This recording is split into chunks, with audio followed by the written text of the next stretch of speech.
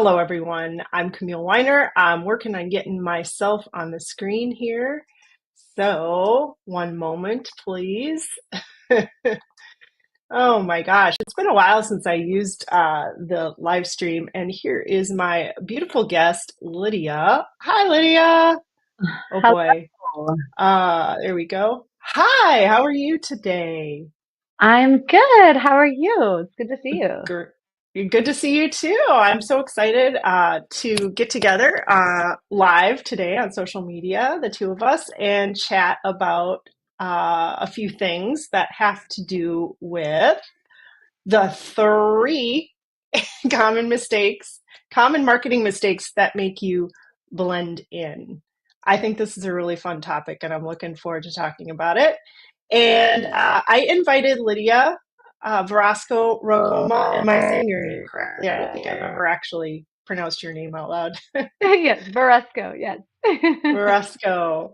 As you can see on the screen there, Lydia is a brand strategist and marketing designer. I am a content marketing strategist. And so we are coming together and blending, see what I did there, our two mediums to talk about three common marketing mistakes that make you blend in.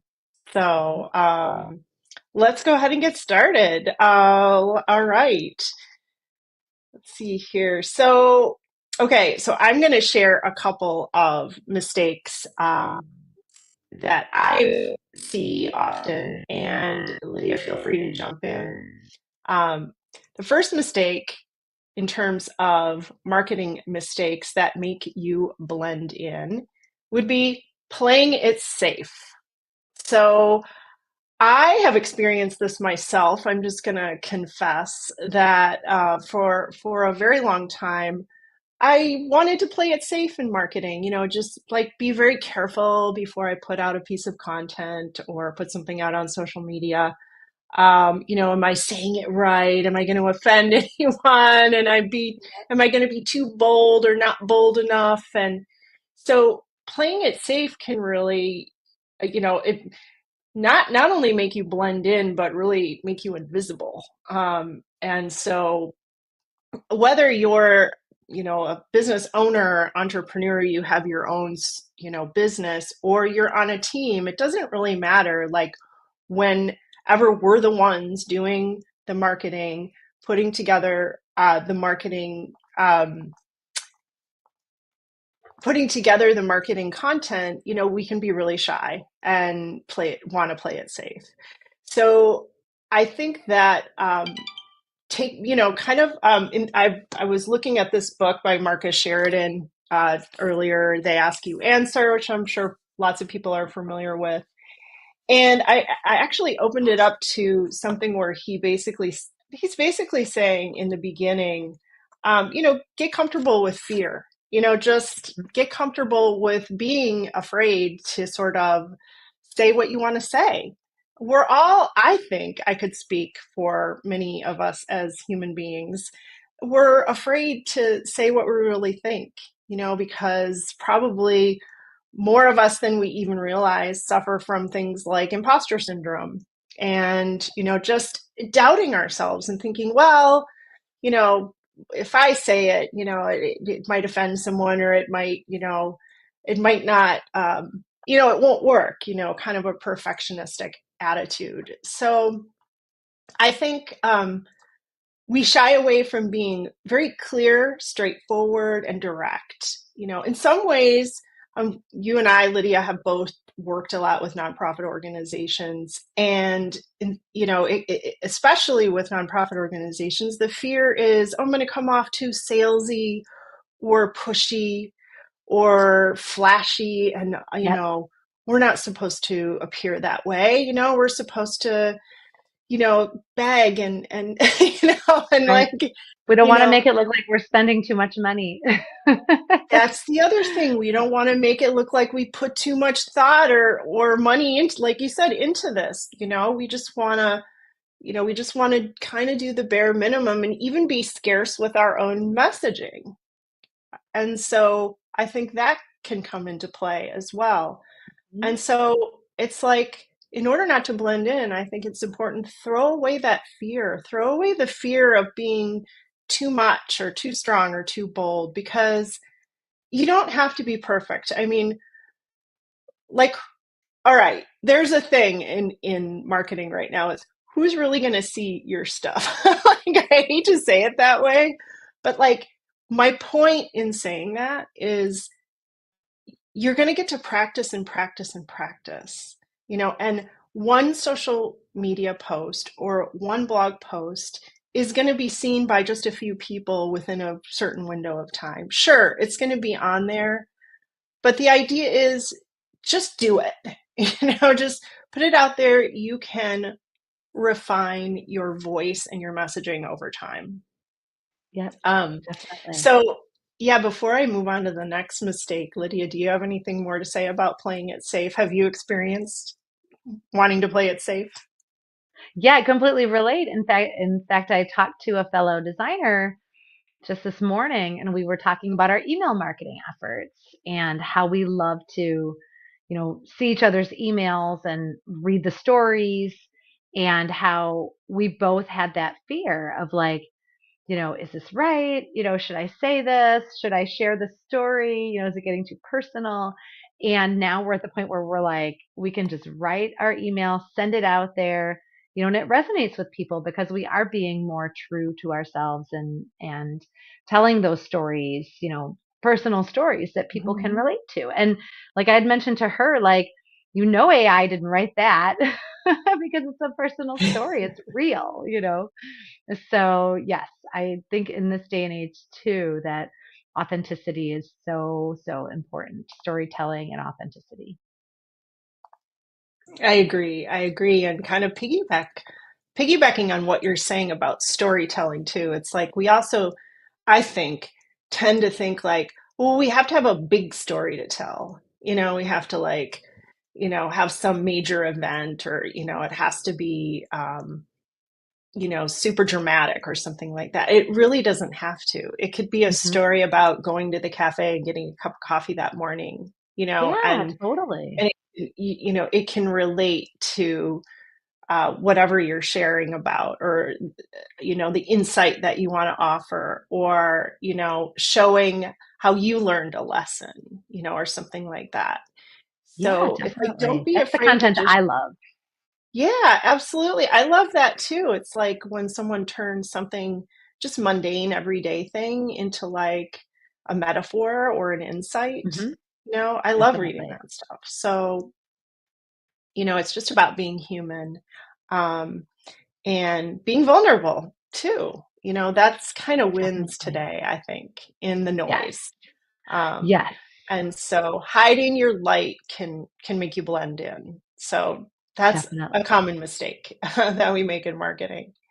Mistake number two is, when it comes to sharing our thought expertise, it kind of, I think it relates to number one too, is that we forget that we have a wealth of expertise to share. We forget how deep our knowledge goes. Hmm. And we also forget that just because it comes easy to us, or um, we're so familiar with the core topics that relate to how we serve, and as an organization or a business or an entrepreneur, we forget that our deep wealth of knowledge that we're super familiar with is not familiar to other people. And, Hmm. and they can't read our mind, and we could drop a phrase. They may not even know what that phrase even means, and we might assume they do, but if we get to know our personas really well, even talking to them and interviewing them and things like that, we begin to understand. I had this experience recently. I've been interviewing some potential new personas, and I was shocked to learn, oh, I assume that they understood this thing. I assume that they already, had, you know, um, as much knowledge as I do about, content marketing. And then come to find out that it was totally not true at all. And Mhm. when I started talking about it, they were like, "Oh, and they kept asking me more questions, and that made me realize, like, well, this isn't what they do all day. This is what I do all Right. day."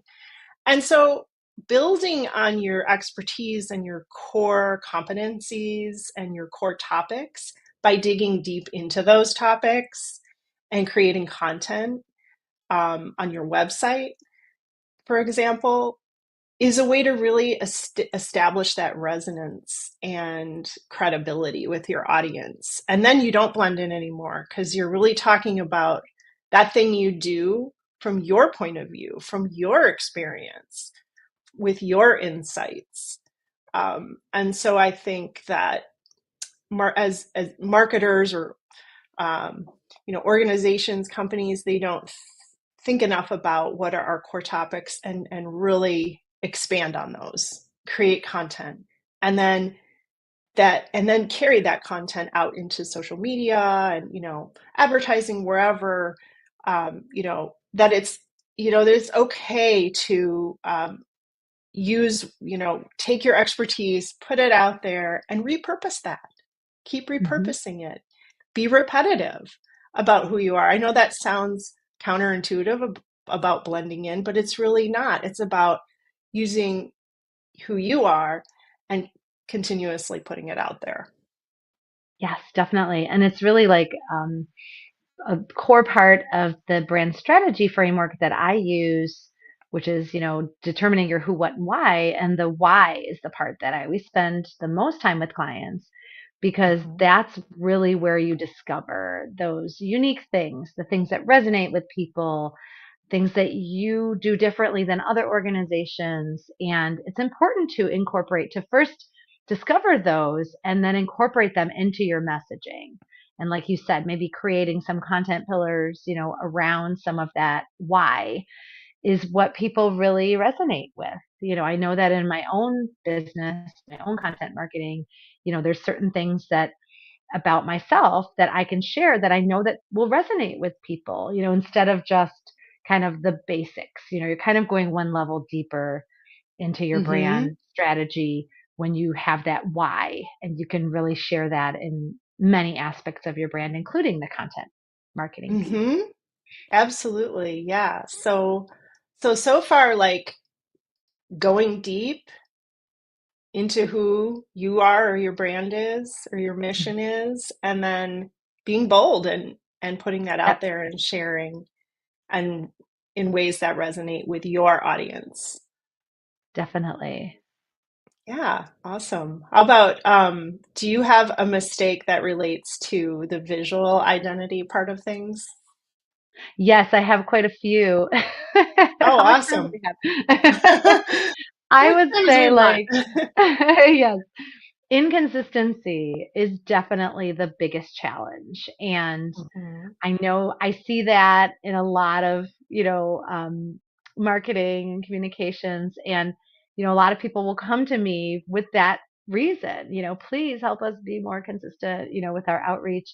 And I know it's hard, especially with, you mentioned like nonprofits or smaller organizations where you don't have a whole team that's managing all of your, Mhm. visual identity and your marketing and communications. And so it can be hard to get everything together. But inconsistency is the biggest one. And that's inconsistency in both the visuals and the messaging. But I'll, kind of touch upon the visuals because, that's what I see a lot and I notice a lot. So maybe not using brand colors, not using brand fonts, not having a hierarchy, in the design where your eye doesn't know where to go. And those are things that can be easily remedied with a brand guide. Brand guides are one of the things that I love the most in my work. And, a lot of organizations do have brand guides, but maybe they're not looking at it. It's been created and then it's been filed away. So I always suggest to people, have that brand guide somewhere where everybody can see it, print it out. Why not? So it can be on a shelf. Um, and this way, that you're using the right fonts, the right colors, the right messaging points. You're Mhm. speaking to those audiences. it helps a lot in keeping consistency. Also, now that I'm working with a lot more clients in Canva, there's Hmm. also, Canva's version of the brand guide, which they call the brand kit. And you can't set everything, but you can at least set up the colors, the fonts, sort of a typographic hierarchy. You can have a copy of your brand guide, in that brand kit so that you can easily reference it. And that's something that I suggest to clients, to really get that set up in Canva so that, if you do have team members that are working in Canva, you know that they're going to be creating graphics that are consistent, they're on brand, they're using the right colors and fonts. They can still be creative, but they are working within those brand guardrails, to make sure that everything is going to look consistent and on brand. Hmm. Yeah, absolutely. I think that's totally key because as human beings, we have that brand recognition. Yes, It's like the repetition of seeing a brand, the visual and the content, with yes, the voice in the content, the tone and those kinds of things. But and having that be consistent with the visual brand is, I think, how resonation works. I think it's how mhm, recognition works. And so I know I've heard so many, I don't know about you, but I've heard so many organizations over the years, they'll come to us and say, like, well, we're sick of our website, or, we don't like the way it looks anymore, or we don't like the way this looks or that looks, and I always tell them, like, well, that's really subjective. That's you, right, but what about your audience, right, are they recognizing and resonating with it? That's the most important thing. yes, And so it's like, don't go changing everything unless you know that you're going to make that impact going forward. You're going to have a strong visual identity. And that's what I love yeah, about your, methodologies around branding, is you are thinking about that. You're not just, saying, oh, you like that color, you like this font, great. right, right, We'll go ahead and do that. You're saying, like, well, what does this communicate to your yes. audience? There's a And system, and this is where those mhm, surveys and research comes in. I quite often will partner with exactly. market researcher to figure that Hmm. out. What is Hmm. resonating? Because then you might find out, like you said, people might say, we love the website, or Right. we love this Yeah. particular social media campaign that you do. Or they might say, Hmm. well, we have no idea what your organization does. So I think Exactly. Right. that's a step before I come in, really, too, to do the strategy, is like really getting to know that audience. Some organizations do know, but sometimes, yeah, it's like doing that research is so eye opening as far as like what is resonating with people, and then what can you improve upon. Exactly. Yeah. And that makes me think about, it's the same thing with like content and how people handle or think they should handle content. Hmm. Where it's like, well, we're going to write blog posts and we're going to come up with, things that we want to write about or things we think we should write about, you know, rather than doing that research, Yes, understanding the persona really deeply, understanding what their interests or wants or pains or challenges are, and what you can offer, to connect with them. And then, doing the keyword research, really taking the time to build the kinds of foundations that make you stand out, across the board, and tying these things together. definitely. And I love that. Like when I do my brand strategy work, I will point that out to my clients. A lot of what we're discovering, especially in those audience personas, that can directly be pulled and used for your content marketing. Those pain Hmm. points that we're discovering, those Exactly. challenges, those opportunities, those Hmm. are the topics that you can Right. start building on in your Exactly. content marketing. And it's exciting, because I really believe that branding and content marketing need to work together. You can't Mm-hmm. really develop your content marketing without knowing who your brand is and what they're all about Agree. and what the audience wants to see from your brand. So I love when it all works together, really nicely. Yeah, me too. Me too. And yeah, that again, building even more on that, I was just talking to someone yesterday about their organization's website. They want to redo it, and I was asking, well, why? Why do Right, rather than like, okay, let's get going, it's right. instead like, Yes. well, Asking why. yeah, how did you get to this point and what do you think is wrong with it? And, Mhm. but instead looking at it like, well, looking at data, for example, that's another thing people forget to do is to look at the data. Like, Yes. that's what made me think of it when you said, if you do surveys and people say, well, I love the website, it's like that kind of data. You can have data like that, qualitative data or quantitative data, where you're looking at your traffic, which pages get the most traffic, Yes. what's the bounce rate, for example. Uh, you know, there's things like heat maps. There's just so many ways to gather data. And I think that's one of the key pieces that we're putting out there today is, it's important to go into these things with eyes wide open, and understand your audience and Yes. understand what's working, already and build on that as well. You don't always Definitely. have to scrap everything and start over again. Right, right. And I think it's like people are drawn to that shiny new object, but sometimes it's Hmm. really just refreshing, what you Yep. have, refining, refreshing, tweaking. That can make a difference as well as kind of, a whole overhaul. Totally. Totally.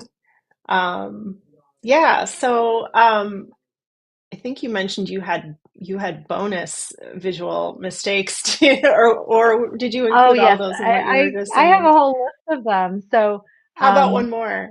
yeah, What's one your more I next would favorite one? say um, is like overcomplicating the visuals.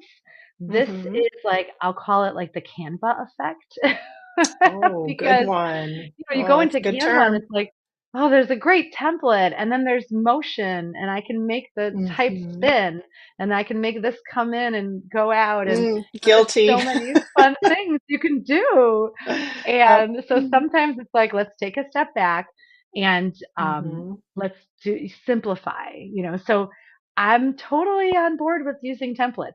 I full Yeah. disclosure, I go into Canva and use templates sometimes too. But what I end up doing is I apply, I have my brand kit and I apply my colors, my fonts, and then I start removing things. Like Hmm. I like this Yeah. font treatment, it's cool, but we don't need all these other little fussy elements. So I think it's nice to kind of start with, or the opposite, start with something simple and then add things sparingly. So either way, just looking at like, how can I make sure I'm using, my key brand elements? So whether it's your logo, your colors, your fonts, and then you can always, add some fun things. And yeah, those effects in Canva are great. We know that video performs well, so it's nice to have those video effects, those motion effects. But yeah, let's not overcomplicate, make it hard for people to know where should my eye go in this design. Hmm. Yeah, exactly. I love that. Simplicity is one of my mantras these days. And I Yes, think it's an antidote to just all the noise and that we see, the eye noise yes, on social definitely. media talking about market. At least in my world, it's just so much discussion about marketing and confusion, I think, too, and Yes, overcomplicating things. And the basics really always stay the same, like we've been talking about today. It's about consistency, keeping it simple, keeping it real, yep, keeping it, going, being in authenticity, meaning just talk about what you do and how you can help your audience. That's it. Yes. I mean, that's the basics of it. And sharing your expertise and your insights. Authenticity doesn't have to mean like, some deep thing. It's like Right, right. my teenage son always says, it's not that deep, mom, Oh my gosh, yes, I and hear that all the time too, and they're so right. they're so right. And I'm like, no, it's not that deep. It's not that deep. I have to do Yes, that every day. It's just, because I can go on LinkedIn and get really sucked into like all the conversation, and some of it I love, and some of it I'm just like, oh, I start to feel yeah, exhausted, honestly. I'm just like, yeah. wait, I don't have time Well, for this. good. I just want to go do the things. I just do. Yep, It doesn't have to be perfect. It doesn't. You don't have to play it safe. Just be direct. Be straightforward. And that's what I think earns people's trust, because it's a lot about trust these days. definitely. Oh yeah. I mean, that's one of the things that I think, having a good, solid, effective visual brand, well, and, messaging too, is like it's building that trust. Mm-hmm. And when people see that everything is consistent visually and, throughout like your website, your Yeah. emails, your social media, the, fundraising appeals that are sent in the mail, like when everything does have that consistency, people do feel like they can trust you because they're like, oh, this organization is legit. Or, Exactly. fundraising pages. Like that's one of the key things, on your fundraising page because most of the time that's, maybe not in your website, it's on a different platform.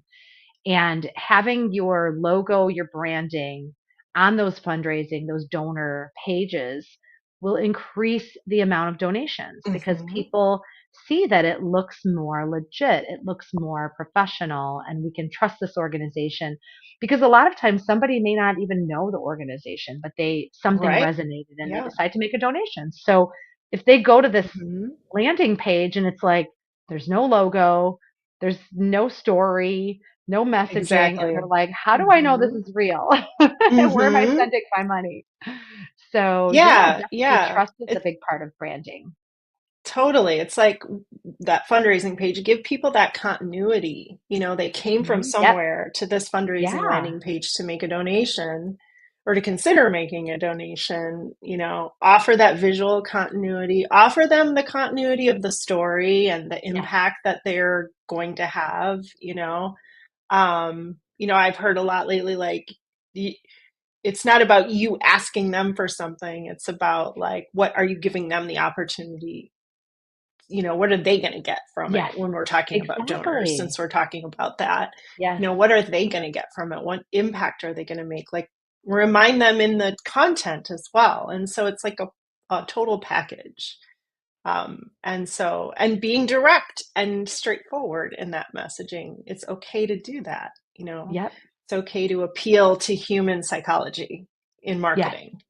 I think Definitely. back to our first thing, we'll wrap this up with with that, but it's like, I think we're afraid to appeal to psychology, and whether it's visual branding with colors and things like that, Mhm. or it's content where maybe you have a hook, maybe you agitate the problem, as they say, just all these things. Like, why are we afraid to just tap into human psychology? Because that's the science, part of the science of marketing. And it doesn't mean we have to do harmful like Right. tactics, Right. but we are tasked with connecting to people. And Right. so if you were putting out a dating profile, like, you would want to tap into the psychology of how you connect with someone. And so Right. you would put Right. messaging that taps into their psychology. So why wouldn't you do that with your marketing and with your branding, by understanding what that is? And it's not about manipulation, it's about connecting. So I think Oh, people have completely. lost that, what marketing really is for, and that it's a legit science, that It really is like, is. how is its whole purpose is to help a business grow, whether you're a tax exempt business or you're a for profit business, whatever you are, a small business, marketing is a function that helps you bring you clients. Like that's what it's supposed to be for. So let's not be so afraid of it, afraid of using it, afraid of leveraging it. Um, anyway, I feel like now I'm getting on my soapbox, but Oh no, I I think we're completely on the same relate. page. I was gonna say, and I always say that like I'm a marketer, but I fall for marketing every time. Like I get a really great Right. email, Me from too. some product that I'm following and like, oh yeah, I should buy one of those right now. So it is, You it's know like what? you're tapping into that human Totally. psychology and what resonates with Hmm. people and how they react to seeing those things. Hmm. So yeah, so I'm a marketer and I fall for marketing all the time. It's a good thing. Me too, girl. And, I just think, and I love how now I'm able to go, yep, I recognize that. It worked. Right, I right. know, and I don't mind it. It's like, yeah, No, that not at worked. That all. worked for me. Good for them. They know what they're Yes, doing. That worked for me. I'm their target audience. You exactly. They know, did it well. They they didn't did it fool us. well. They did it well. They did right. No, I resonated with their messaging or whatever it was. So, this is just an energizing conversation, which is Yes, what I was looking forward it to really today, was. Lydia, with you. We So covered a I'm lot in so 30 minutes. I know we really did. And if you want to hear more from Lydia and me, I think that's right, or is it Lydia and I? We are going to do a free live session on July 30th. And let me get the name right for that. It's called Speaking of all this authenticity and being vulnerable and not playing it safe and getting your expertise out there and getting your branding out there. We're going to talk about how AI can help you do these things, how AI can help you be more authentic. It's helped me be more authentic, and you can learn more about that by coming to this live session. AI powered authenticity. We're going to talk about leveraging technology to build your content ecosystem. And so, just like today, we're going to be talking about the whole package. We're going to be talking about content, copy, video, all that. And we're going to talk about visual branding as well. Yep. And we're both going to share our best tips and secrets on how you can power your content with authenticity and efficiency with AI. And we're going to do that on July 30th at 1 p.m., no, 12 p.m. Central Time. And I will put the link under this video on the page, uh, on whatever social platform you're seeing this on. I'm going to put the link under the page, and just stay tuned. We'll be doing more promotion for that live session at the end of July. And we look forward to seeing you there. And thank you so much, Lydia, for joining me today. This has been a Yes, fabulous my conversation. pleasure. Always All happy to right. talk about this topic. So I look forward to July 30th. Me too. We'll see you then. Thanks, Great. everyone. Thanks, Lydia.